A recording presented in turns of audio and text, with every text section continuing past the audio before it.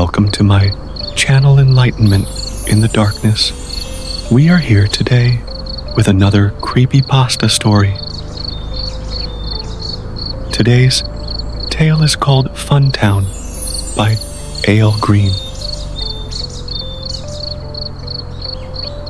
Ever since she was a little girl, 14-year-old Nicole had a fascination of exploring unfamiliar places. For this expedition, she wanted to explore a patch of forest she recently discovered near her house. She brought along a flashlight in case there were any dark places worthy of investigation. The forest was about 2 blocks down her street. A small dirt path winded through it, and there was still plenty of daylight to see everything. Nicole was giddy with anticipation of what lay ahead. As she walked along the main path, separate trails split off into different directions. "Well, I'll be back another time," Nicole said to herself. "Eventually, I'll explore every one of these paths to see where they lead to." After wandering aimlessly for a while, she found herself in a dark, shady grove. Nothing more than a few trees surrounded her.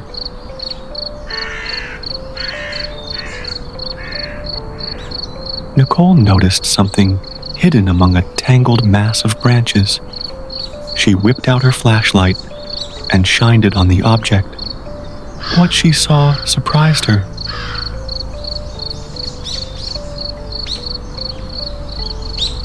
A sign with the words "Funtown" written in bright red letters pointed towards a small passage among the trees. Without a moment to lose, she ran down the path in a hurry to see what wonders were in store at Funtown.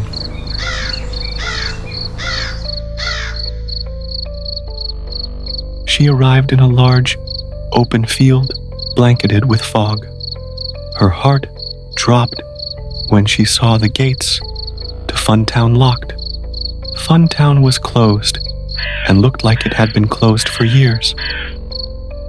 Well, shoot. I was really hoping to have a little fun. Nicole looked towards the carnival and desperately wished to see what it was like inside. It was 6:30 and the sun was beginning to set. It's getting late. I'd better head home. Nicole walked away in great disappointment. Before she got past the trees, she heard a horrible screeching sound. Behind her, she turned around to find that the gates to Funtown had mysteriously opened by themselves. After checking to make sure no one was watching, she sprinted towards the gates and slipped past them. Nicole found herself surrounded by old tents full of holes. Rides threatening to fall apart.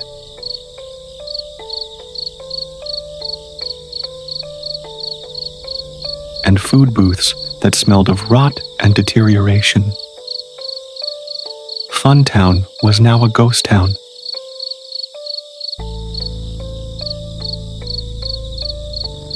How could someone just leave this park out here abandoned? She walked around the carnival and saw all sorts of wonderful things gone to ruins. Among these was a fun house with its once brilliant colors, now faded and peeling. The infrastructure falling apart one rotten board at a time.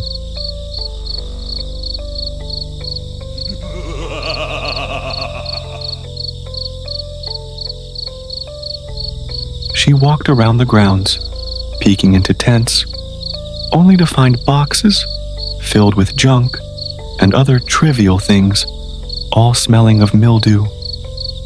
Eventually, she came across an old sideshow tent with vintage freak posters lining the outside of it.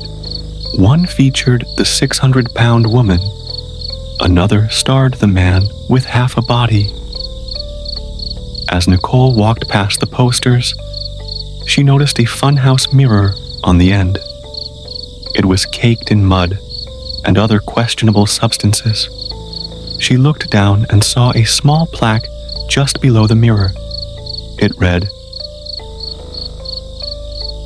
"A true abomination of God." When she looked back up, her reflection was hellish. She saw herself as a living corpse, with her eyes sunken into her head, skin crawling with maggots, and bones exposed. She shrieked and looked away from the mirror. What was that? She could not believe what she saw. That couldn't have been real. Nicole shook it off and just assumed it was a prop used in a haunted house. She continued to explore the grounds for some time. It made her feel sad seeing all the beautifully painted buildings and rides all gone to waste. At one time, Funtown must have been an amazing place for children of all ages. She wished she could have experienced it during its glory days. Brown and yellow leaves covered the ground as autumn settled in. Nicole loved the crunching sound they made as she stepped on them. After passing through a midway of empty, decomposing carnival game booths, she found a red barn with the words "Petting Zoo" written above the door. She knew that no animals would be inside, but she decided to look inside anyway. Nothing was out of the ordinary in the barn. However, the smell was almost too much to bear. Rotting hay and feces was not a good combination. It was so dark inside that Nicole had to get out the flashlight to take a look around. It was very quiet inside the barn. Suddenly, Nicole heard something rustling in the corner behind metal bars. She pointed her flashlight to see what it was. Her heart started racing when she saw a large, black figure hobbling towards her.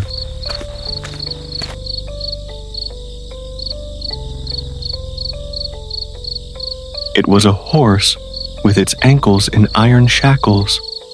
The poor thing was in very bad shape.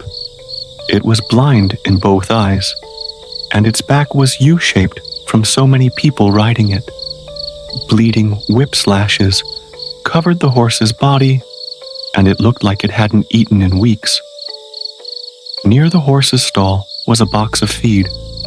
Nicole felt that feeding the horse the old food would not be a good idea, but it was all that was available. She grabbed a handful and held it up to the horse in the hopes that it could smell it. It slowly walked towards her and nibbled on it until it was all gone.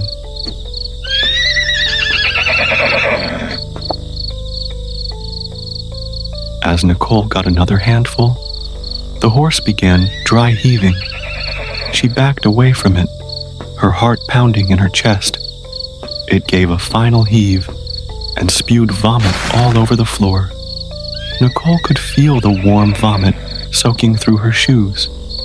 When she looked down, she found herself standing in a puddle of blood. The horse's knees gave in, and it collapsed in a heap.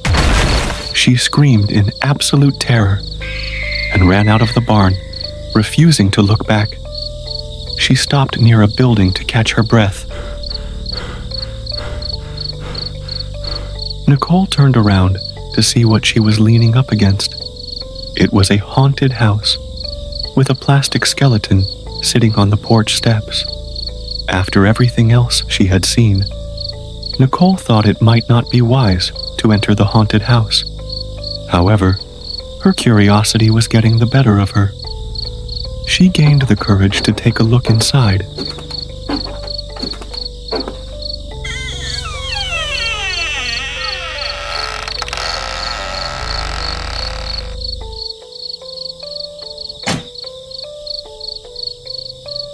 Nicole slowly walked through the front door and turned on her flashlight.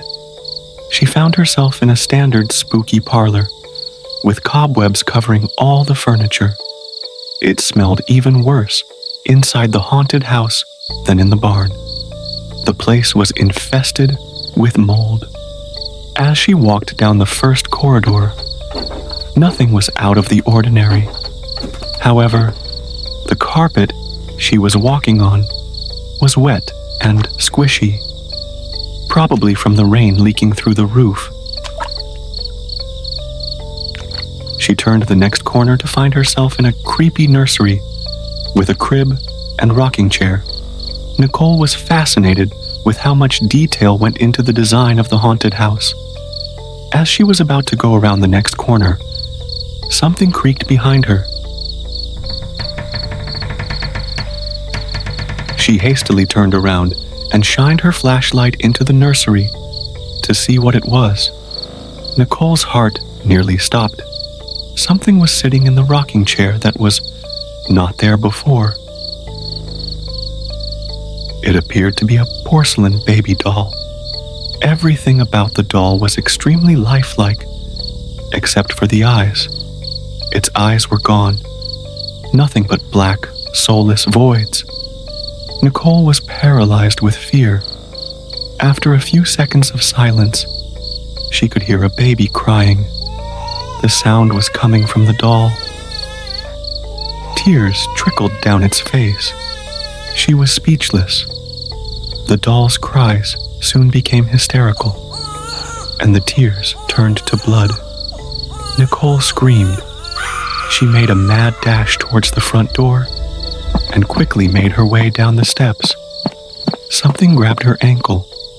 It was the plastic skeleton sitting on the stairs. "Having fun?" it said to her in a menacing tone. She kicked it off and ran for her life towards the front gate of the demented carnival. When she made it to the front, she had to stop and catch her breath. Beads of sweat poured down her face as she tried to recover from the trauma. It was now 8, and almost too dark to see. Nicole turned on her flashlight and started heading out. She had had enough of Funtown. "Somebody, please help me." The voice of a little girl in distress suddenly rang out. "It's just another trick," Nicole thought to herself. She walked past the gates when the girl's screams only grew louder. "Somebody, please help me." What if there really is a girl in danger? Maybe she sneaked in after I did. What should I do? A strong sense of guilt made her turn around. I can't just leave an innocent girl trapped in this terrible place. I have to save her. She went back into Funtown to find where the voice was coming from. "Somebody, please help me." Bits and pieces of broken glass scattered the ground. Despite her angst, Nicole forced herself to go inside and rescue the poor girl. Without a moment to waste, she turned on her flashlight and started down the hall of mirrors. Nicole heard the cries coming from an old mirror maze near the front gate. "Somebody, please help me." As she made her way deeper into the maze, it got very dark. She would be walking blind if she didn't have her flashlight.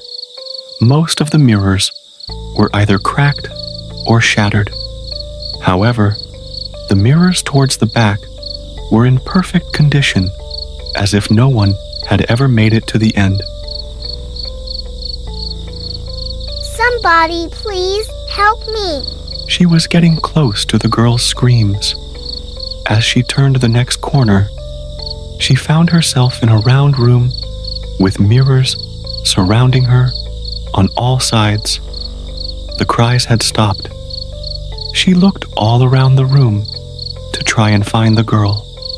There was no sign of her anywhere. Something was not right. The room was unnaturally cold. Nicole could see her breath. She was frightened and ready to go home. Never before had she felt so stupid for sneaking into Funtown in the first place. Just as she was about to leave, she made a grim discovery. The hall leading to the room was gone. She was trapped. Nicole punched one of the mirrors, trying to escape. The glass broke, leaving her with nothing but lacerations on her hand for her efforts. She flashed her light on the mirror and screamed. Blood was seeping through the cracks in the mirror. The maze was alive.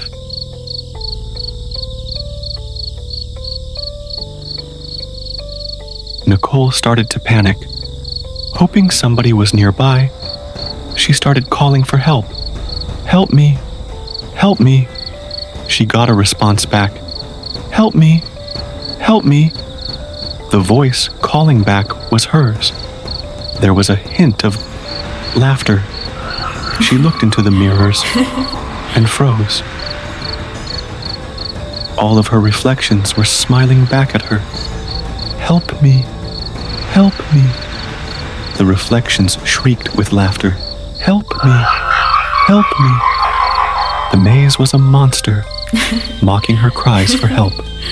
Nicole was being tortured for her poor decision of not leaving Funtown when she had the chance. She sat down against one of the mirrors, buried her head in her arms, and cried. The mirrors continued taunting and laughing at her.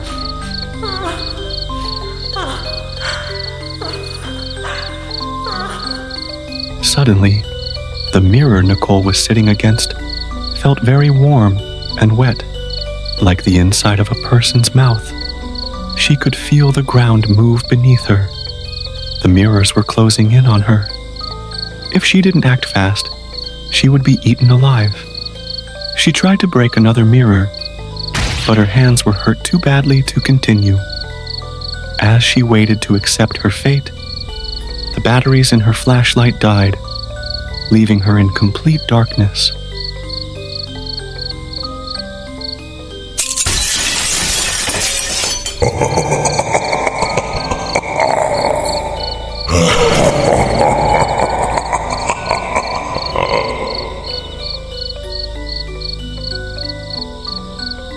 Later that night, Nicole's parents called the police, frantic about their daughter's disappearance.